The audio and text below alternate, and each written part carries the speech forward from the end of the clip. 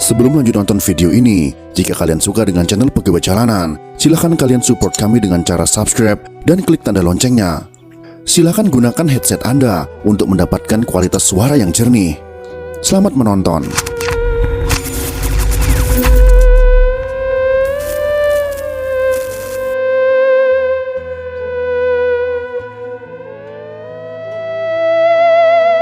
Gerakan pembantaian yang direncanakan oleh kelompok masyarakat yang menamakan dirinya Pro-Republik berjalan sesuai dengan Grand Design PKI, yakni menghancurkan kekuasaan raja-raja dan kesultanan di Sumatera Timur. Kota Binjai adalah ibu kota administrasi asisten residen Langkat, sedangkan Tanjung Pura, di mana Sultan Langkat juga ada istana, adalah ibu kota kesultanan yang disebut dengan Darul Aman. Para pelaku dan antek-antek pembantaian akhirnya harus mengakhiri hidupnya dengan tragis. Berikut ini adalah sedikit nama-nama pemimpin pemberontakan yang diketahui terlibat dalam pembantaian yang berdalih revolusi sosial tersebut. Usman Parinduri dan Marwan. Di Kesultanan Langkat, aksi pembantaian dilakukan di Binjai dan Tanjung Pura yang dipimpin oleh oknum dari Pesindo dan PKI, di mana terjadi serangkaian pembunuhan, pemerkosaan, dan perampokan, terutama dalangnya pimpinan komunis Marwan dan Usman Parinduri. Pada tanggal 7 Maret tepat pukul 12.30 malam, Opas Istana memukul lonceng di depan.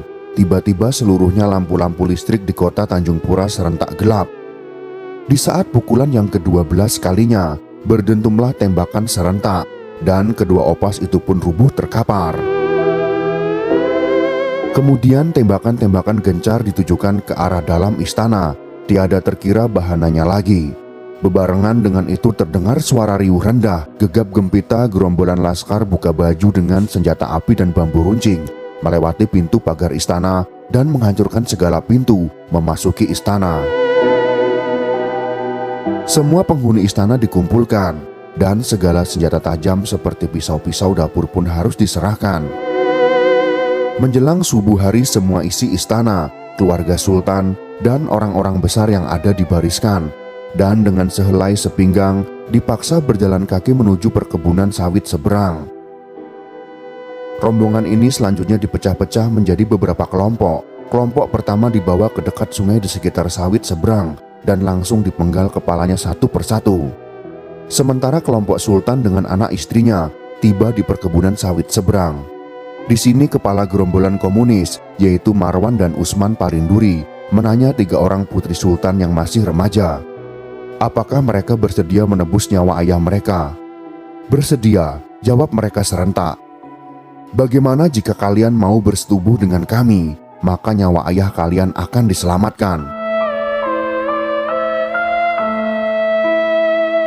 Kedua orang putri sultan dengan lemah lunglai maju ke depan dan bermohon kepada kedua orang sadis itu agar adik mereka yang masih di bawah umur janganlah turut diperkosa.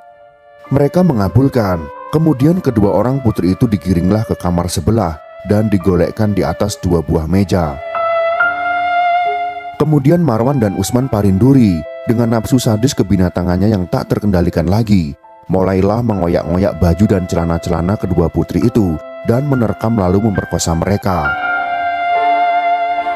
Demi menyelamatkan nyawa ayah mereka, sang Sultan Langkat, kedua putri Sultan Langkat terpaksa bersedia melayani nafsu birahi binatang yang bernama Marwan dan Usman Parinduri. Kebiadaban tersebut dituliskan oleh Tengku Lukman Sinar. Kedua putri itu meraung kesakitan, dan setiap perintihan merupakan pisau sembilu menusuk jantung Sultan yang mendengar. Para tawanan Kesultanan Langkat sebagian ditawan di kamp umum Kampung Merdeka Brastagi, kamp yang terkenal ganas. Sebagian diantaranya termasuk putri Sultan diselamatkan pasukan TKR atau Tentara Keamanan Rakyat dan dibawa ke Medan. Belakangan setelah ditangkap Laskar Rakyat Hizbullah, yaitu kelompok yang bersimpati terhadap Kesultanan Langkat, 2 pimpinan laskar yaitu Marwan dan Usman Parinduri yang juga merupakan pemerkosa putri sultan itu mengakui perbuatannya, dan ada 13 orang yang dibunuh di sekitar sawit seberang. Berita pemerkosaan itu tersebar luas. Setelah beberapa bulan peristiwa itu terjadi, sehingga muncul protes keras dari organisasi-organisasi Islam. Kejadian-kejadian di Langkat itu membuat rakyat ragu terhadap revolusi sosial yang dianggap telah melenceng jauh. Marwan dan Usman Parinduri yang jelas bersalah ditangkap dan dihukum mati oleh organisasi pemuda Islam.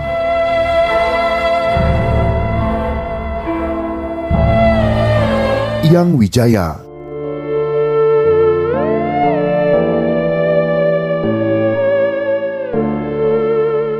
Yang Wijaya adalah algojo yang menebas Tengku Amir Hamzah dengan parang hingga memutuskan lehernya.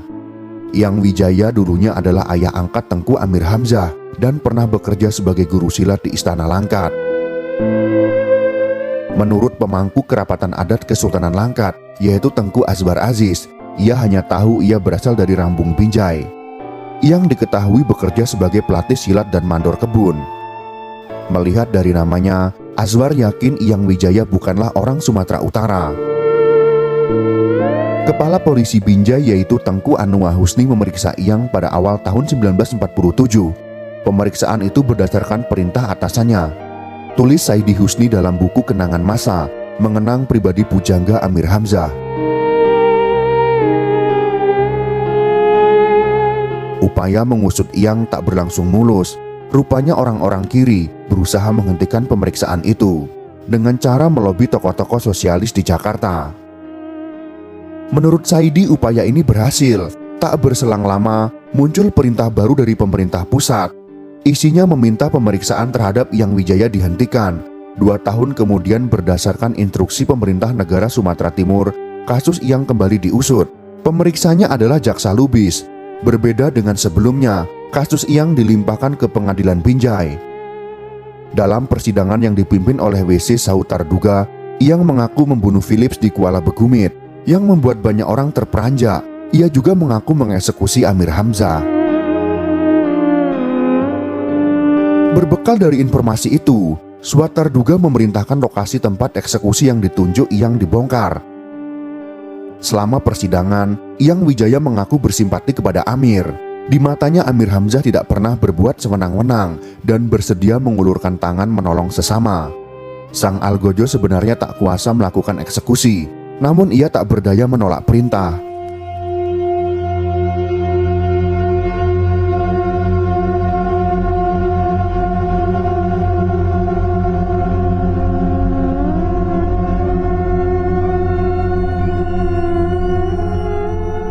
Yang sempat dikabarkan ragu-ragu saat hendak melakukan eksekusi. Orang-orang di belakangnya berteriak, "Cepat mandor!" Amir sempat meminta tak dieksekusi. "Mohon jangan bunuh saya," katanya. "Nanti Republik yang dipersalahkan." Yang tak memenuhi permintaan itu. "Saya hanya menjalankan perintah," jawab Yang Wijaya. Pengadilan Binjai menghukum Yang Wijaya selama 20 tahun penjara. Menurut keterangan petugas penjara, Yang tiap malam meraung-raung dihantui bayangan orang-orang yang dipenggalnya. Matanya liar seperti orang ketakutan, tulis Tengku M.H. Lahusni dalam biografi sejarah pujangga dan pahlawan nasional Amir Hamzah. Jumlah orang yang dieksekusi Yang tak pernah jelas. Saat lahan yang menjadi tempat pembantaian di Kuala Begumit dibongkar, setidaknya ditemukan 26 kerangka di sana.